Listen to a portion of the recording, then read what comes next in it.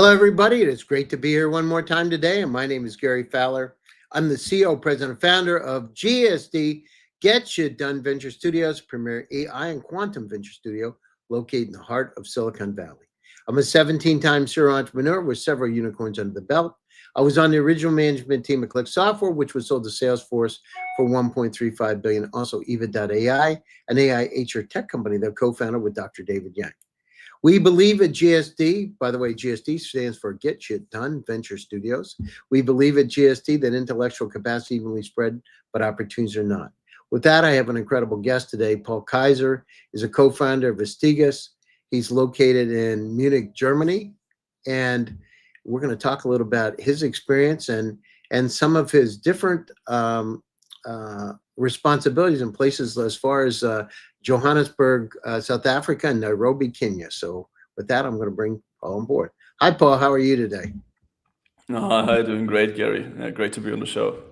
Yeah, so tell me a little bit about it. How do you go from Munich? Were you born in Munich, or is that where you're from originally?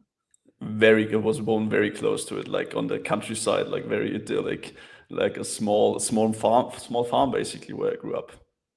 It's funny. I was doing my ancestry.com, and so on my father's side, all the way back to the 1500s, were from Germany. So I was born back, and it was like my 8th great grandmother, and it was talked about where she was in Germany, where so they were located. And I wondered why my grandmother would speak German to me when I was a kid, and I thought it was English. It was like in that community there were so many Germans.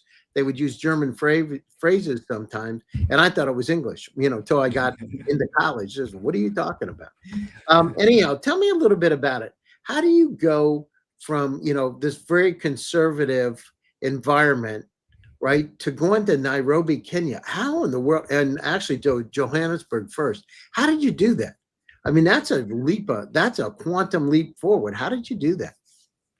Actually, a lot of that is a lot of chance involved, of course, is always in those things. Basically, the background is I went into studying in Munich, like a pretty conservative, normal approach, went to study business informatics there, and got in touch first with an organization that was in Munich itself, which is a bit more common in Europe than it is in the US, which is basically a student-run consultancy. So it works like a normal big consultancy, but it's completely student-run, which was an awesome concept at the time.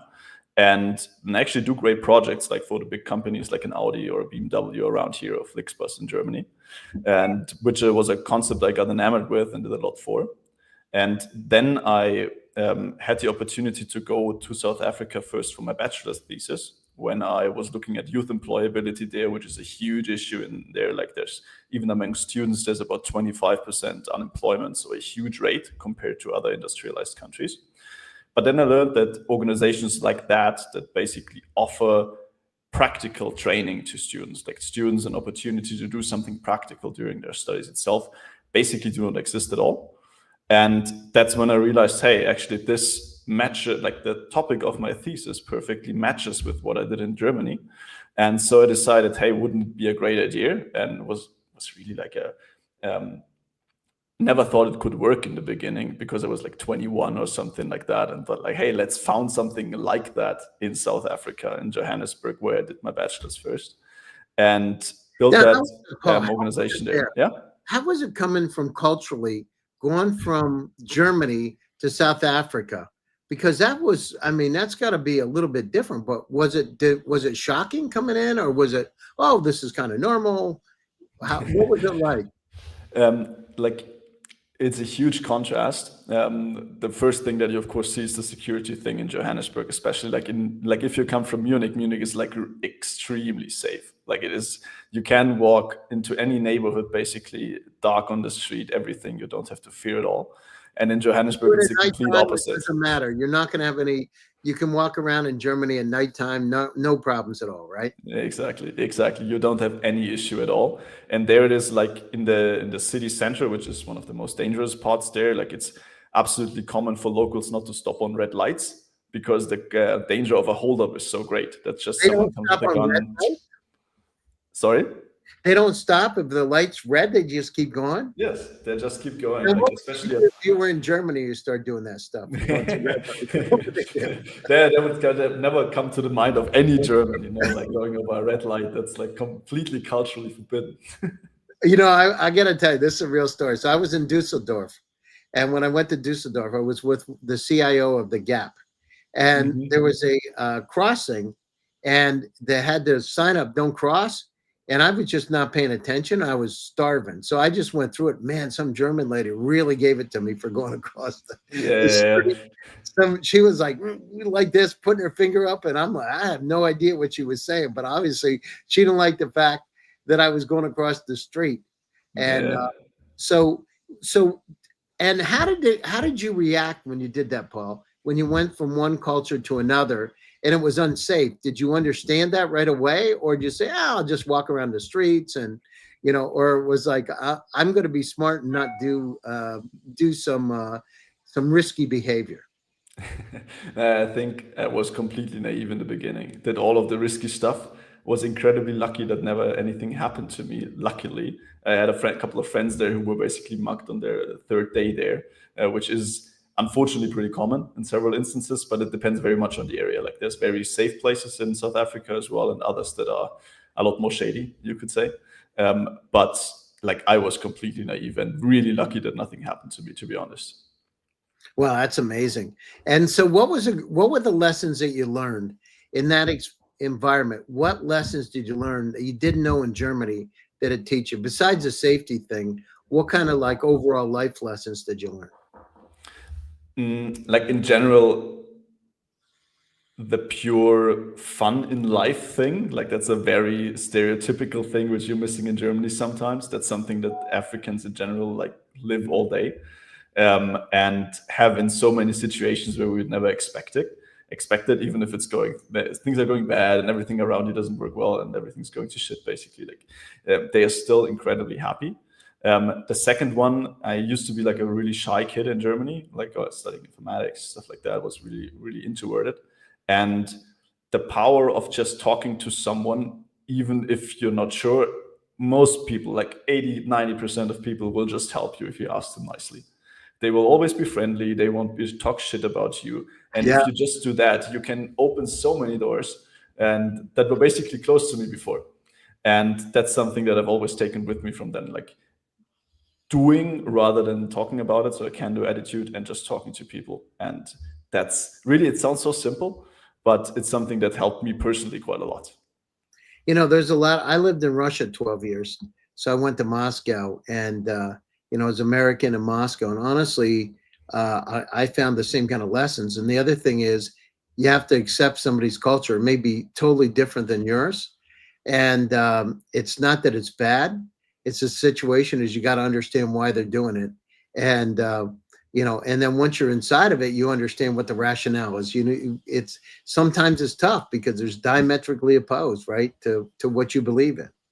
And 100%. I remember when I was in Germany doing some work with Nixdorf, actually not too far from where you are, in Paderborn, um, and we were late for a meeting by about 5 minutes, and man, it was a big deal. And we were traveling across town. I mean, I had no idea where we were going. Right, I rented a car, and it was really hard actually. And we were maybe it was more than that. Maybe it was 10 minutes late for the meeting. Boy, that I was never seen people as furious. But if you're in Silicon Valley, it's not a big deal. And Yeah. if you're in Spain, it's expected. Exactly. Like in South Africa, I learned the common business of reconfirming an appointment even like an hour before or something to make sure whether it's even worth going. Like it's more like a sort of a vague idea of you will might be meeting someone that day, and then it's more or less luck if you come up there, which fits to the lifestyle, and it's actually quite good if you can get to it, but still like the German mind strains to comprehend that. Let's say it like that. Do you take life differently now? Do you take it more as it comes to you since you've been over in Africa and Kenya, right? You were in Nairobi, Kenya, also. Yes, yes. And do you take it? Do you take it a little bit? Are you more chilled about life? Um, it's a good question. I think I didn't get more chill about life, to be honest. I think the rather thing that I took away from it was this can-do attitude, like just doing something without thinking about it for several days. I think I might have to go back someday there if I'm like going on to retire or something, to find the joy in life again, or to get like to get better idea how to do that in any kind of situation again. So let's talk about what was your initial so Vistagas, what was your initial inspiration for it, and what kind of poor core problem in the construction industry? Let's talk about it. So you went back over, to Germany, and you founded this company. But what made you decide to come up with that, and how does this going to play out on a global basis from your perspective? Actually, before we founded Estigas, I went into consulting again, founded my own consultancy specifically for construction, which was at the moment, like it was a spur of the moment decision because we did a small freelance project basically for a contractor and noticed, hey, there's all sorts of stuff not going well where we are right now. And then together with Julian, who's also my co-founder at Estigas, we built up that company at first. And honestly, like if you're looking at construction and are there for several years with a digital mindset, you will find 1,000 problems that are worth solving in itself. But what we are looking specifically at the supply chain in construction, which is a much bigger thing than most people realize in an instant. And all of it today is completely paper driven. The last thing that you would ever want a supply chain to be. Like the least digital supply chain, like the only one is like, I think it's fishing. That's even least or less digitized. And you see that in the daily work of the people. Like we've been to so many construction sites and so many people that are great at building something up, are basically held up all day, pushing nothing but paperwork around. You can imagine like a very easy problem. You get a big delivery of concrete to a construction site. All of those are, of course, documented very detailed on paper delivery notes, which basically say this was delivered, this kind of material behind it, this was done with it, this was the temperature and stuff like that, which you need to post-process both for quality assurance, but also for the whole administrative part, which is a huge flow of paper, like 5 different people in the company to touch it afterwards. And most big contractors have millions of those a year, which is an incredible problem for all of their sites. And the basic issue extends far beyond that single use case.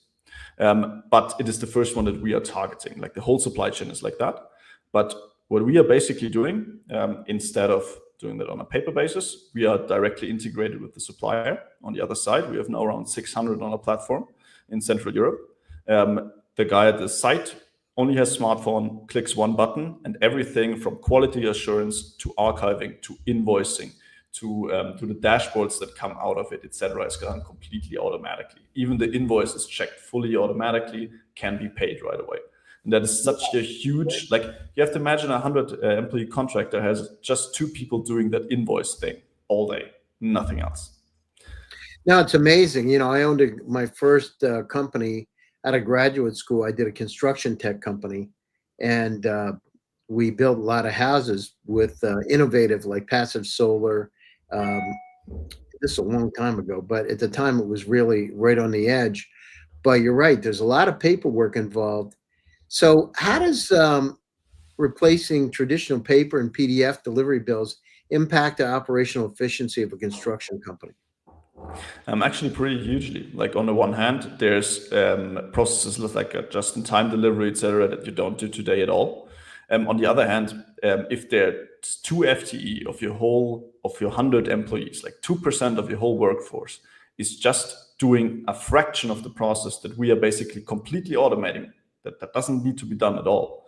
That allows you to, of course, put that resources to other uses. So you're basically 2% more efficient in the whole thing, puts your margin up. Like typical construction margins is like 3 to 4% or something. So you can sort of think about it as doubling your margin if you're doing something like that, which is a huge improvement for all construction companies. So you look at it. So invoice verification is really tough, right? It's time consuming. How does the system automate the process, and what kind of accuracy can users really expect? I mean, because you think about it. I know my partner in my company Finder was David Yang, one of the foremost guys in Abbey, right? And they built PDF, looking at PDF files for taxation and that kind of thing. But how accurate is it? I mean, is it, because you can't be off, right? The last thing you want to be is somebody comes in with some concrete and you say, well, I've got 50 yards or whatever, and you end up having 500, Exactly. and it gets off. So how do you go down through, and that can screw the whole system up if it's off? How do you validate that it's correct? Very good question, by the way. On the one hand, what we are basing all the data on is like a structured data set. So in the end, we take out the data directly of the system out of the supplier, supported by, of course, all the typical AI processes that we are using today, which is a very sophisticated thing. The safety layer behind it is that someone confirms it on site, like as they would do today. Like the quality check, AI isn't far enough to do that today. For example, AI is enabled today to check whether the concrete quality is okay. And there we also have a safety net where he basically confirms, okay, it's this kind of concrete. It's around like 5 cubic meters or whatever the size is. And then the invoicing process afterwards, we are pretty much in luck that on the one hand, AI technology of extracting data out of unstructured documents has come a far way. And on the other hand, structured, so like XML or JSON data formats within invoicing are becoming the norm or even legal duty, especially within the EU right now. So in the end, for us, in the most times, there's almost nothing that can go wrong because it's just comparing zeros and ones. So, how can you let's talk about a real case study where you've gone down through and significantly improved the logistics or operational efficiency, and specifically in areas like bulk or mixed materials. Yeah, sure. Imagine a use case that's in southern Germany. That is where we include both the contractor, the supplier, and also the state side. So it's a state-driven project. They are building a road on the side of a town. It's a pretty big one, not quite an autobahn, but almost. And basically the process works like that. There is material generated at the construction site because they're basically digging a big hole in a sense. That material has to be disposed of. So there's a specific disposal site run by the supplier. They have a weighing instrument, so for how much material is actually taken out from the site, which today generates paper delivery notes. We take the data directly with our own solution out of that thing. The driver gets it directly on his smartphone, can confirm it. And the guy at the disposal site, again, can see it, confirm it. And then the whole signing process basically on digitally. So we know on a digital dashboard afterwards, this amount of material has gone out of the site, this type of quality, this one was accepted, this might have been not accepted for several reasons. There might be reasons behind that. And then afterwards, there's an invoice from the supplier to the contractor, which goes through our system, is automatically checked, typically green light, makes sense. And then the contractor puts an invoice again towards state side, so towards the government itself that organizes the project. That invoice again runs through our system, gets a green check mark again. Are these invoices automatically generated? Not yet. They originate within the system of the supplier themselves, because this typically tend to be ERP systems that are much more integrated in the whole solution that we are, which is actually what's really nice about our solution, because the invoice is being generated today anyhow. You can just send it also via an email to our system. So integration is like it's just plug and play, and then goes out of the system again. Hold on 1 second. My security guard's calling me. Hold on. No worries.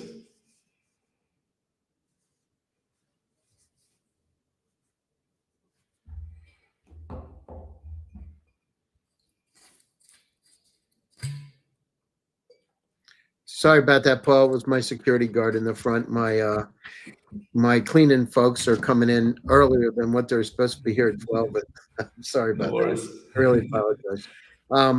So tell me a little bit about, I see this as being used in a lot of different areas.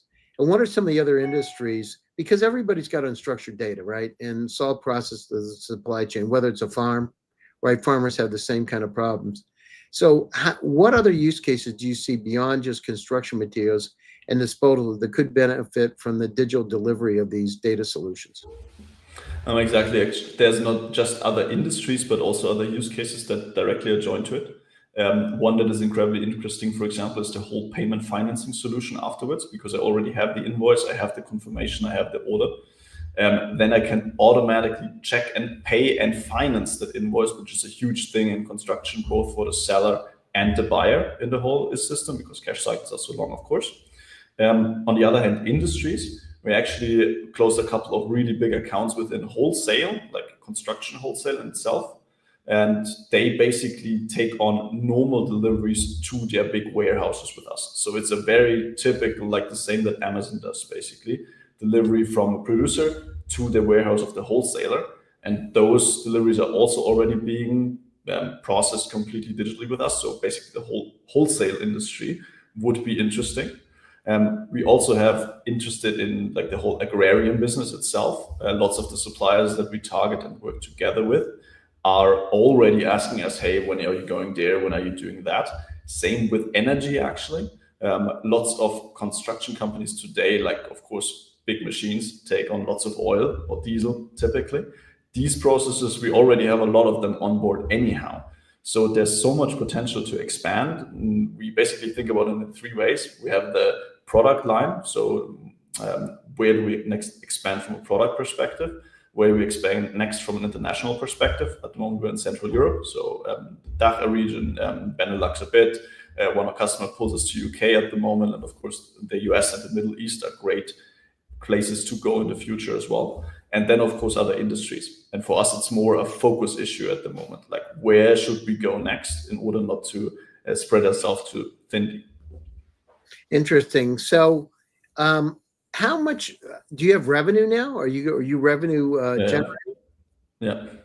So what are your goals? I mean, this is beyond just Germany, right? This is beyond just Central Europe. How are you going to go global? Most definitely. We grew 10x last year. We're now around 40 people, so we're really proud of our growth numbers at the moment as well. At the moment, we're like the DACH region and Benelux basically is one market. You can take a look at it as such.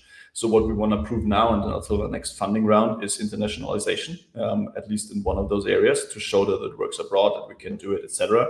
Of course, to go to, for example, to the US, you need a big amount of funding, etc., especially from Europe. There's several cases for that.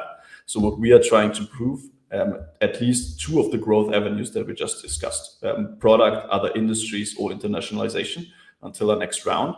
And then really targeted, going in a focused way, saying, this is what we're going to do. We're going to take on more money and then actually push much more abroad. The interesting thing about what we're doing is that it has a very strong network effect. You can imagine with the suppliers and the construction companies on both ends. So you really want to go not to 100 different markets, but you want to go to one and full power. You really want to turn that flywheel on, like we have running now in the DACH region, and you want to replicate that in another market. Yeah, that's great. Listen, we're coming to the top of the show. Great job. You know, I love where you're going with this thing. And I've been working in AI myself for 29 years. And I started one of the first generative AI companies in 2016, pre-transformer models, looking at unstructured and structured data. And it's critical. We have so much data around us that we know how to make sense of, and it's hard. And so, you know, hats off to you. So closing thoughts, and how do people get a hold of you, Paul? First, awesome that I could be here. Always great to talk to guys like you about what we've been doing and getting the chance for that.